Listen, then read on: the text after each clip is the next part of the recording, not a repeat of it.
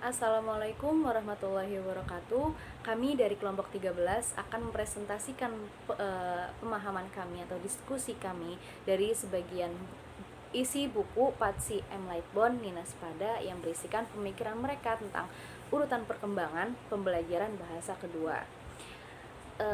Saya Lisana Sonatania sebagai pemateri pertama. Oke, dalam buku ini dijelaskan penelitian terhadap bahasa antara menunjukkan bahwa bahasa tersebut memiliki beberapa karakteristik yang dipengaruhi oleh bahasa yang sebelumnya dipelajari oleh pembelajar, dipengaruhi juga oleh beberapa karakteristik bahasa kedua dan beberapa karakteristik yang tampaknya bersifat sangat umum dan muncul di semua atau hampir semua bahasa. Urutan perkembangan atau developmental sequences. Proses belajar bahasa kedua juga melewati tahapan-tahapan tertentu. Dalam bahasa tertentu, tahapan perkembangan tersebut adalah sama antara bahasa pertama dan bahasa kedua. Berikut adalah tahap-tahap pemerolehan bahasa untuk fitur gramatikal tertentu. Pertama, grammatical morphem. Dilakukan beberapa penelitian untuk meneliti perkembangan morfem gramatikal dengan subjek para pembelajar yang mempelajari bahasa Inggris sebagai bahasa kedua di sebuah lingkungan yang alami. Penelitian ini dilakukan pada pembelajar dengan usia dan latar belakang yang berbeda. Hasil penelitian menunjukkan adanya tatanan yang hampir sama di antara pembelajar bahasa kedua yang berasal dari latar belakang bahasa pertama yang berbeda. Kajian terhadap semua penelitian tentang pemerolehan morfem menunjukkan bahwa bahasa pertama pembelajar memiliki pengaruh yang lebih penting pada urutan perolehan daripada yang selama ini diprediksikan oleh peneliti. Berikut ini adalah contoh interaksi antara bahasa pertama dan kedua. Pertama, negasi. Negasi adalah contoh interaksi antara urutan perkembangan dan pengaruh bahasa pertama dalam pemerolehan bahasa kedua. Pemerolehan kalimat negatif oleh pembelajar bahasa kedua hampir sama dengan tahapan dalam memperoleh bahasa pertama. Yang berbeda adalah pembelajar bahasa kedua dengan latar belakang bahasa pertama menunjukkan perilaku berbeda dalam tahap-tahap tersebut. Jadi intinya, negasi ini adalah perkembangan seorang yang sedang mempelajari bahasa kedua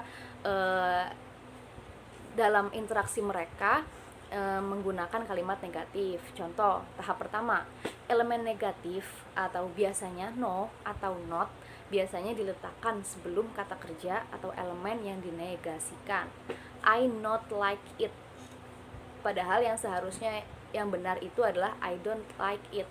Dalam tahap pertama ini, seorang yang sedang mempelajari bahasa kedua, bahasa Inggris sebagai bahasa mereka yang kedua, itu mereka biasanya meletakkan not atau no di sebelum kata kerja atau elemen yang dinegasikan, elemen yang dinegatifkan. I not like. Lalu tahap yang kedua. Pada tahap ini, no dan not bisa diganti dengan don't. Namun, don't digunakan tidak hanya untuk orang, angka, atau keterangan waktu, dan bahkan juga digunakan sebelum modal seperti can dan could. I don't like it. He don't like it. Terus I don't can sing. Ini yang tahap kedua. Nah, lalu tahap ketiga adalah pembelajar mulai menempatkan elemen negatif setelah kata kerja bantu seperti are, is, dan can. You cannot go there. He was not happy. Tahap yang keempat adalah do, dipakai dengan mempertimbangkan kata, keterangan waktu, orang, dan jumlah, dan sebagian besar bahasa antara kelihatan seperti bahasa target. It doesn't work. Ya, itu adalah tahap-tahap dari negasi bagi perkembangan orang-orang yang sedang mempelajari bahasa kedua, yaitu bahasa Inggris. Materi selanjutnya akan dilanjutkan oleh teman saya. Terima kasih. Assalamualaikum warahmatullahi wabarakatuh. Perkenalkan, nama saya Muhammad Nazalul Fawads. Saya dari TPIJ, NIM 2519113. Di sini saya selaku pemateri kedua dari kelompok 13. Saya akan membacakan kelanjutan dari Mbak Lisa Naswa. Saya akan membacakan berikut ini adalah kerangka untuk menggambarkan tahap perkembangan pertanyaan bahasa kedua dari pelajar yang berasal dari berbagai macam latar belakang. Kemudian ada tabel 4.1 tahap-tahap perkembangan untuk pembentukan pertanyaan. Di sini ada 6 tahap dalam perkembangan untuk pembentukan pertanyaan. Kemudian yang tahap pertama itu kata-kata tunggal, rumus atau potongan kalimat. Kemudian ada contohnya, yaitu for children and a dog. Kemudian di tahap kedua, tatanan kata deklaratif. Yang contohnya, it's the monster on the right corner. Dan the boys throw the shoes. Kemudian di tahap ketiga, fronting. We have fronting tanpa inverse. Ada do fronting dan other fronting. Kemudian contohnya, where the little children are, dan do you have a shoes on your picture, and is the picture has two planet on top. Kemudian di tahap keempat, inversi dalam WH plus copula dan pertanyaan dengan jawaban ya dan tidak. Kemudian ada contohnya, where is the sun. Kemudian di tahap yang kelima, ini inversi dalam pertanyaan WH. Kemudian ada inversi dengan kata kerja bantuan do dan inversi dengan kata kerja bantuan selain do. Kemudian contohnya ada how do you say dan what's the boy doing. Kemudian yang terakhir yaitu tahap ke-6. Tahap ke-6 ini ada pertanyaan kompleks, question tag, pertanyaan negatif, kemudian pertanyaan bertingkat. Di sini ada contoh, it's better, isn't it? Dari tabel di atas tampak jelas bahwa pembelajaran bahasa kedua belajar untuk membentuk pertanyaan-pertanyaan dalam sebuah urutan perkembangan yang sama dengan perkembangan pertanyaan bahasa pertama. Kemudian urutan perkembangan untuk pertanyaan juga dipengaruhi oleh bahasa pertama. Di sini ada klausa relatif. Pembelajaran bahasa kedua pertama-tama menguasai klausa relatif yang mengacu kepada kata benda di posisi subjek dan objek langsung, dan kemudian baru belajar menggunakannya untuk memodifikasi kata benda dalam kalimat lainnya. Kemudian pada perolehan klausa relatif disajikan di tabel berikut. Ada tabel lagi. Di sini ada tabel 4.2. Hierarki aksesibilitas untuk klausa relatif tersebut untuk klausa relatif dalam bahasa Inggris. Mohon maaf. Diadaptasikan oleh Doherty tahun 1991. Di sini ada part of speech, terus ada klausa relatifnya. Yang pertama dari part of speech-nya adalah subjek, dan klausa relatifnya the girl who was sick went home. Kemudian ada objek langsung. Objek langsung dalam klausa relatifnya ada the story that I read was long. Kemudian part of speech yang ketiga, objek tidak langsung, dan klausa relatifnya the man whom I gave the present to was absent. Kemudian part of speech yang keempat ada objek preposisi, dan klausa relatifnya I found the book that John was talking about. Kemudian di part of speech yang terakhir objek preposisi dan klausa relatifnya the person that Susan is taller than is Mary. Riset menunjukkan bahwa jika pembelajar bisa menggunakan struktur di bagian bawah, maka diasumsikan ia bisa menggunakan struktur di atasnya.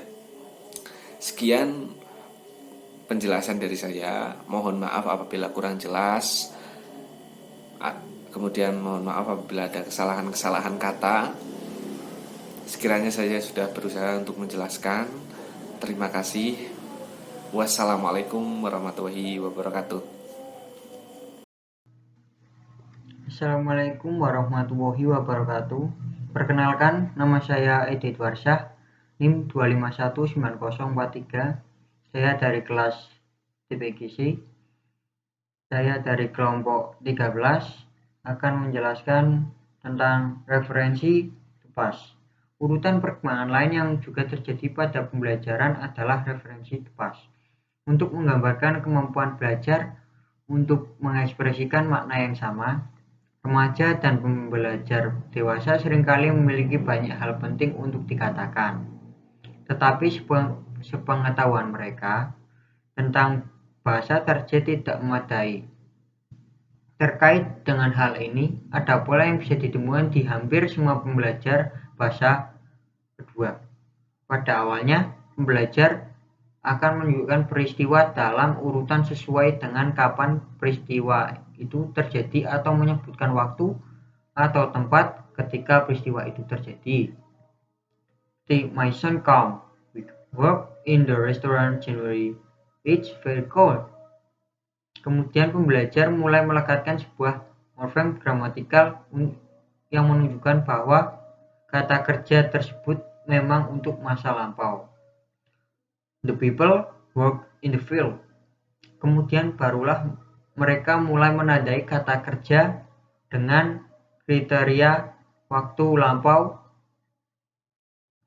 She ride her bicycle. Juga diketahui pembelajar lebih cenderung memberikan tanpa keterangan waktu lampau pada beberapa kata kerja daripada kata kerja. Bahasa pertama juga dapat berpengaruh di sini. Laura Collins menyelidiki berbagai bentuk kata kerja bahasa Inggris yang digunakan oleh penutur bahasa Prancis. Bentuk lampau yang paling umum digunakan di poker bahasa Inggris dan yang biasanya merupakan terjemahan dari bentuk lampau sederhana dalam bahasa Inggris adalah bentuk yang menyerupai present perfect dalam bahasa Inggris. Namun, penutur bahasa Prancis lebih cenderung menggunakan bentuk sempurna untuk kata kerja, pencapaian daripada untuk negara, bagian, dan aktivitas. Selanjutnya, perkembangan melalui urutan-urutan perkembangan. Dalam pemerolehan bahasa kedua, ada perkembangan pemerolehan yang terjadi secara sistematis dan bisa diprediksi. Namun, yang perlu diingat bahwa tahap-tahap perkembangan tersebut bukanlah sebuah ruangan tertutup. Pembelajar tidak melupakan apa yang sudah mereka pelajari sebelumnya ketika mereka mempelajari sebuah hal yang baru. Yang selanjutnya, cara baru memandang pengaruh bahasa pertama. Analisis kontaksif bahasa yang menyatakan bahwa kesulitan yang ditemui oleh pembelajar adalah disebabkan karena transfer atau interferensi. Banyak ditolak oleh para peneliti karena analisis tersebut sangat terkait dengan pandangan behavioris tentang pemerolehan bahasa. Namun, peneliti juga sepakat bahwa pembelajar akan berpijak pada pemahaman mereka akan bahasa pertama ketika menemui kompleksitas bahasa baru yang mereka pelajari. Bahasa pertama juga mempengaruhi bahasa antara yang dialami oleh pembelajar. Ini tampak dari fenomena penghindaran yang menurut Jagwini Schachter disebabkan oleh persepsi pembelajar bahwa fitur bahasa target sangatlah berbeda dengan bahasa pertama mereka, sehingga mereka memiliki untuk menjauhinya.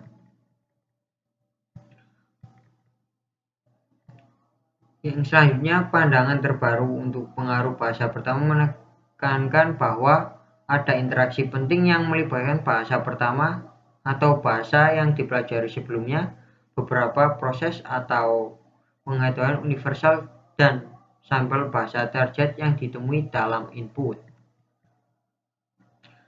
Dan yang terakhir, vocabulary. Pada tahun 1980, Paul Meara mencirikan pembelajaran kosakata sebagai aspek pembelajaran bahasa yang terabaikan. Para peneliti pada tahun 1970 dan awal 1980 tertarik pada sintaksis dan morfologi karena cara pola kesalahan dan kotak. Perkembangan fitur ini dapat mengungkapkan sesuatu tentang universal dalam bahasa dan pemerolehan bahasa. Sekian dari saya. Wassalamualaikum warahmatullahi wabarakatuh.